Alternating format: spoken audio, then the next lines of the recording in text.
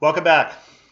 We now need to discuss the outcome, especially politically, for the Athenians, as well as to some extent militarily as well, because of their great victory in the Persian Wars. Obviously, we need to be reminded that it wasn't only the Athenians, that even they grudgingly admitted that the Spartans had helped them as well. So that the Athenians and the Spartans and other allies had in fact teamed up together in order to vanquish the Persians. So we can't necessarily give the Athenians sole credit. But it became pretty evident in years subsequent to the battles of Salamis, Plataea, and Mycale, 480 to 479 BC, that the Athenians really were the ones who were in the best position to run things in Greece. And the Spartans were perfectly okay continuing to manage affairs with their network of allies in the Peloponnesus. That, again, remember, would include Corinth and Thebes up north, but that when it came to the sea, the Athenians really were masters there. And that would end up essentially commanding a power over the general Greek world that would essentially have the effect of marginalizing any power to be exerted by Spartans and their allies, even though, in fact, from a numerical standpoint, the two empires might have been somewhat comparable. The Spartans and their allies simply eventually got to the point where they would not permit the Athenians to act the way they were acting. All right, so let's very quickly sketch where this goes. I made references in previous videos to the so-called Delian League. Remember that, again, that this refers to the island of Delos. We spoke about it under Pisistratus as the island that he purified religiously because of its mythological connection with the gods Apollo and Artemis. So now Delos is a political entity under Athenian control. Now, in the years, a couple of years after the defeat of the Persians at Salamis, Plataea, and Mycale, the Greeks were very concerned that the Persians might put together a much larger fleet and land army and try to return. So the Greeks wanted to follow up their big victories by essentially going around to all the edges of the Greek world around the coasts of the Aegean Sea and making sure that the Persians were gone, really for good. So the Spartans were initially responsible for that.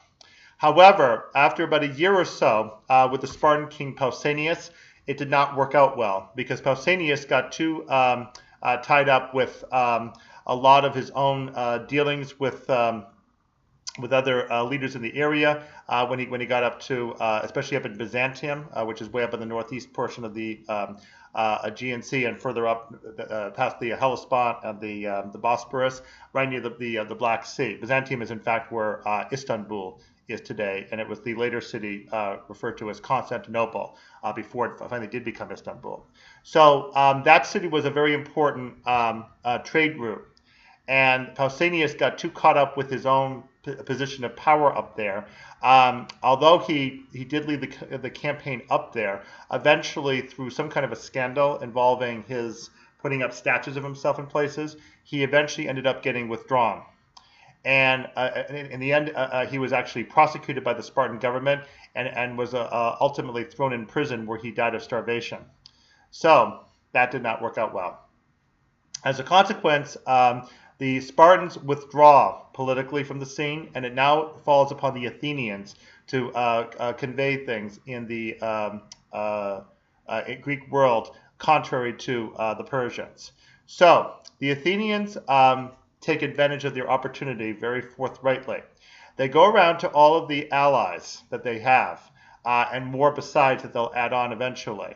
These are all islands in the Aegean Sea plus coastal cities in Ionia and some other coastal ones along the northern portion of the Aegean Sea as well. So these are all islands and cities that potentially were vulnerable to a counterattack by the Persians later. So the Athenians went to all these islands, and by the Aegean islands, we're talking about all of the islands with the exception of two in the south, Milos and Thera, those two, and also obviously now Crete further south. But aside from those islands, all of the other islands in the Aegean Sea come under Athenian prominence. And here's the deal. The Athenians tell all of their allies, cities and islands, that if they pay tribute in the form of preferably ships or else money to Athens so that they can maintain their fleet and be able to sail around and guard the whole area against Persian reinvasion, that the Athenians would keep all of these places safe. There would be treasuries set up on the island of Delos to keep all of this money. In the case of those allies who could not supply ships because they may not have had the raw materials or the manpower to actually build ships. So the Athenians would keep the money on the island of Delos. The money would be there to be used for maintenance of the Athenian fleet. And the Athenian fleet, as well as the whole alliance and any money that needed to be spent, would be devoted to operations against Persian interference in Greek affairs. All of the member states of the Delian League would meet annually once a year at the island of Delos for a conference about policy among the allies. And each member state would receive a single vote. Now, on paper, or what serves for paper back then, like parchment, vellum, and such, papyrus, stele, whatever, this looked perfectly fine. But this is one of those classic cases of the devil in the details. What nobody realized in this offer was the fine print, which basically said anybody who tries to get out of the Delian League later will be subjected to swift punishment from the Athenians, which could range anywhere from some kind of injunction against the government all the way to slaughter of the population, and maybe even, if necessary, destruction of the city as a whole. So nobody realized that essentially this membership was permanent and binding, essentially, in the Delian League. So the Athenians talk about the specter of a reinvasion by the Persians, drew some attention from these allies, and eventually persuaded all of them to go ahead and enter into what turns out to be a devil's compact with the Athenians. If you're familiar with the famous George Orwell story Animal Farm, and you remember how the pigs would always go around saying, if you don't do what we want, like give us milk and apples, Jones will come back. So this is what the Athenians do. They basically say, if you don't give us all the power, the Persians will come back. And so the allies went with it. So at first, for about 10 years, it was run properly, where the Athenians did, in fact, go out into operations against the Persians in order to keep them away. It seemed to go quite well. The Spartans were not too happy with the arrangement, especially because the Spartan government was very displeased with the Athenian general named Themistocles, the one we talked about before, the hero of Salamis, because Themistocles was supposed to negotiate with Spartans on several subjects, but one of them in particular was whether the Athenians would be allowed to surround their whole city and the harbor of Piraeus with walls. So there would be a round wall surrounding the city of Athens, but there would also be these long walls that would go down and also surround the harbor of Piraeus. The Spartans simply did not like this idea at all. The Spartans, in fact, themselves never had walls around their city anytime historically. They were the only city in Greece that never had any walls around them. And so Themistocles played a trick on the Spartans, basically a stalling operation, where he pretended to be negotiating with the Spartans, while in fact he managed to arrange for the walls to get built back up at Athens. And by the time the Spartans realized what was going on, it was too late. The walls were already in the course of being built, and Themistocles said, "I'm very sorry, there was a misunderstanding." Yeah, right. So the Spartans were not happy with the Athenians. But as long as the Athenians did what they said they were going to do within the league, there wasn't really too much that the Spartans could say about it, as long as it didn't cross the line. Now, things changed rapidly, however, in the 460s BC. In 464 BC, there was an earthquake that rocked Sparta, the city, and their population of helots, Helots, basically serfs who ran their estates, kind of like the serfs in the later feudal system, all revolted when this earthquake happened, because the earthquake damaged the city of Sparta quite severely. So they ran off and they fortified a mountain called Ithome in southwest Peloponnesus in Messenia. And the Spartans could not get them back. So the Spartans, in an emergency measure, called for all their allies, including the Athenians, to send forces to help recover these helots out of the rebellion. However, when the Athenians arrived, the Spartans mysteriously told the Athenians, actually, we don't need you. Thank you, but you can go home. This was reported back to Pericles, who was incensed at that slight. Probably, he rightly suspected that somebody had warned the Spartans that allowing the Athenians to come in and spread democratic propaganda would get a lot of Spartan citizens thinking that maybe the Athenian form of government was a better one than the Spartan one.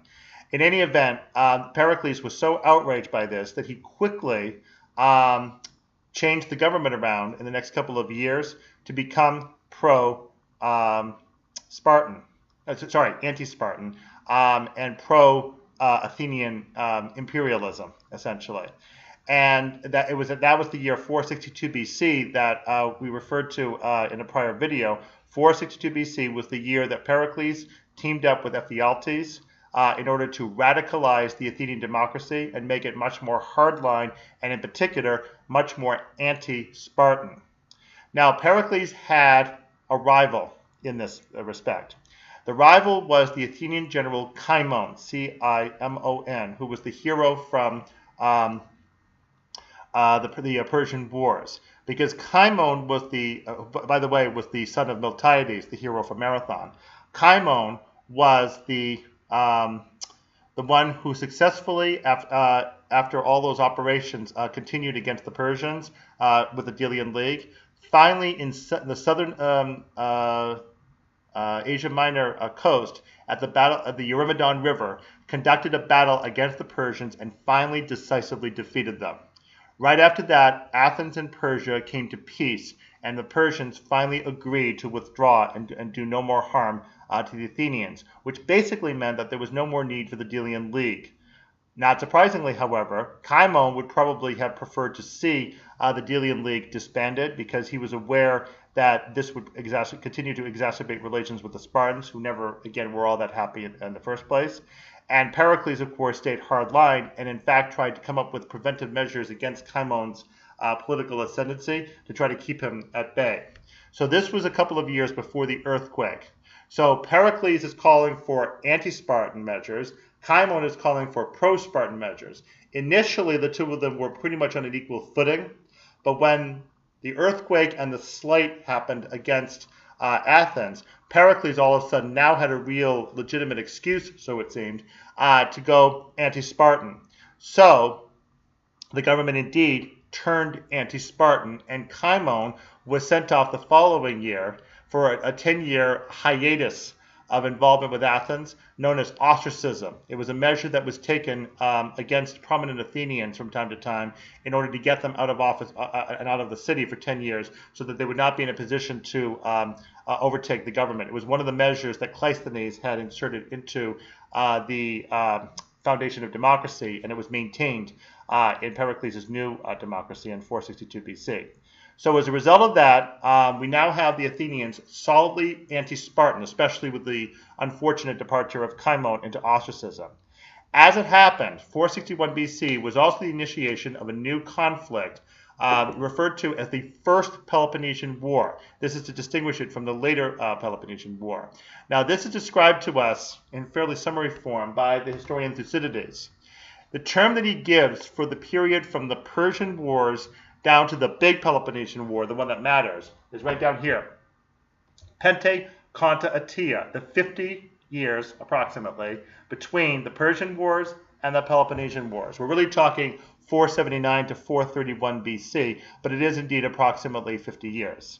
So in this period, what Themistocles claims is that the Athenians rise to power much too quickly, much too rashly, in a manner to first cause fear among other Greeks, and then eventually anger and a feeling of indignation. They feel that their own honor, their own self-interest is essentially being ignored, maybe even trampled upon by the Athenian rise to power, and it's that indignation that builds up until eventually, when there are real grievances, these other Greeks finally team up and declare war against the Athenians. So the first stage of trouble, ironically, in the so-called First Peloponnesian War, is between Athens and Sparta. So they actually already had a war long before they actually had the big one. This war lasted for 15 years, intermittently. And they started because of a dispute, interestingly, between Corinth, which was a Spartan ally, and Megara, at that time an Athenian ally. On your map, you'll see that Corinth is right in the northern part of the Peloponnesus, on the west side of that isthmus that connects the Peloponnesus to northern Greece. And Megara is east of Corinth on the isthmus. And if you look, you'll see that it's almost a straight line between Corinth, then Megara, and then finally Athens itself. So, Corinth and Megara had a border dispute. Corinth ran to Sparta, Megara ran to Athens. The effect was for the Spartans to declare war against the Athenians and to start invading Athenian territory. The war spread out also to involve Thebes and Boeotia. And Pericles, in fact, ran 2 campaigns up into Boeotia in 457 BC. The first, which was at a place called Tanagra, failed, but the second was a place called Oinophyle. That one was successful, and for 10 years, the Athenians actually had command over Thebes and Boeotia. And it would definitely have changed history considerably if they'd been able to maintain that command. Unfortunately for the Athenians, however, 10 years later, fortunes changed in Athens because the Athenians suffered a major defeat in an entirely unrelated campaign out in Egypt, of all places. They sent their fleet up the Nile River to intervene in a revolt that happened in a faction in Egypt that was anti-Persian, trying to throw off that Persian command that had been established by Cambyses back 525, 522 BC. The Athenian fleet got stuck in it and eventually completely destroyed after they were cut off on the Nile River. When that happened, Pericles called for the treasury on Delos in an emergency measure, so-called, to be moved to Athens temporarily for safekeeping so that the Persians wouldn't get it. A couple of years later, the Athenians had to renew their peace with the Persians in order to prevent any further interventions. But now Pericles had full control of the money at Athens. However, this disaster definitely tarnished the image of the Athenians as all-powerful and also weakened their political and military control. A few years later, 447 BC, the Boeotians counterstruck against the Athenian force in Boeotia, and at a battle called Coronea, the Athenians were ousted, and the Thebans successfully reestablished control over Boeotia. When that all happened, Pericles tried to get a force together to go back into Boeotia again. But unfortunately, 2 bad things happened right at that time. One was that he lost the alliance with Megara, that finally defected over to the Spartan side, maybe as a consequence of the loss up at Coronea. And the second was that the island of Euboea tried to revolt out of the Delian League.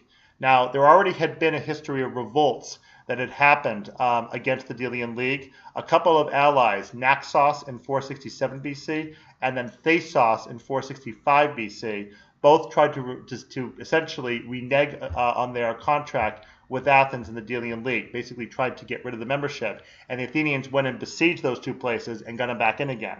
So now the island of Euboea tried to get out. So this was one of the unfortunate consequences of Athenian proto-imperialism, was that the allies got restive and didn't want to stay in the Delian League. So this was all happening in the 447, 446 BC area, and it was too much for Pericles to handle. He got in over his head.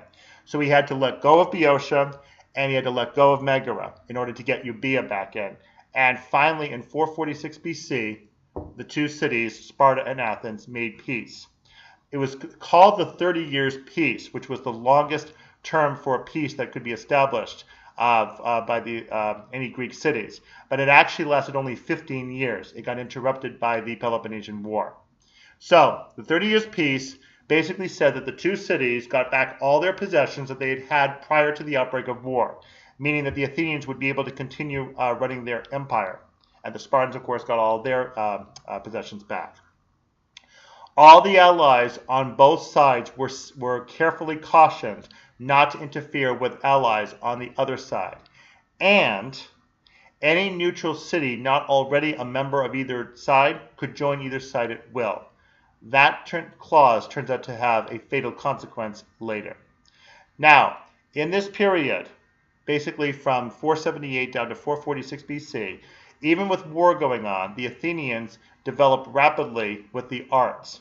And so it's somewhere in this period that we see definitely the rise of tragedy, especially with both Aeschylus and then later on Sophocles and Euripides, and also gradually the rise of comedy. Now, Aristophanes was born around 450 BC, so he would have been quite young during the period of the 30 Years' Peace. He would have been too young to perform plays, but he'll get going producing plays in the early 430s BC when the big war has started. Okay, from here we will now turn to our next subject, which is the actual prelude to the Peloponnesian War itself. Again, this piece that we know of from 446 to 431 BC fails to last the full 30 years and also fails to keep these two warring cities apart from each other for long. That's, of course, the ancient Greek way. All right, we'll see you soon in our next video describing the onset of the Peloponnesian War.